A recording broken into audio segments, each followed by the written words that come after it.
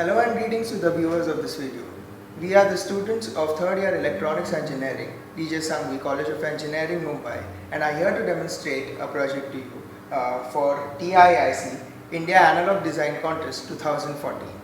In this video, I, Ankit Manerikar, and my colleague Shahid Khan will be briefing you through the description of this project entitled A Portable Soil Health Monitoring System for Dynamic Soil Mapping.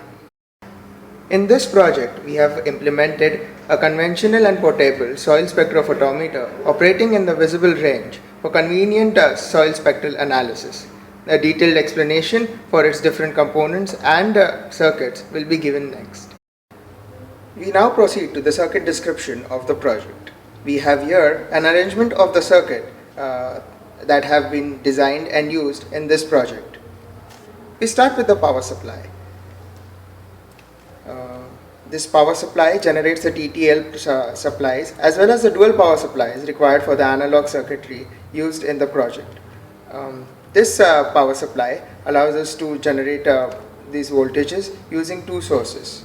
One, an AC power supply wherein an auxiliary board is used, and a battery supply wherein an extra connection is provided. Next comes the transmitter board. This houses the light source that is required for the spectral analysis. Again, constant intensity is crucial for spectroscopy. Therefore, a circuitry for implementation of constant LED regulation is used. A buck converter along with a PWM source is implemented so as to control and provide a constant intensity beam for spectroscopy. Another board at the source consists of the calibration LEDs used for calibration of the spectral data that is received using 660 and 940 nanometer LEDs. The spectrum generated through the spectroscopic setup is then received by the sensor. The sensor takes an intensity reading for a sequence of wavelengths, and thus this spectral data is generated for spectral analysis.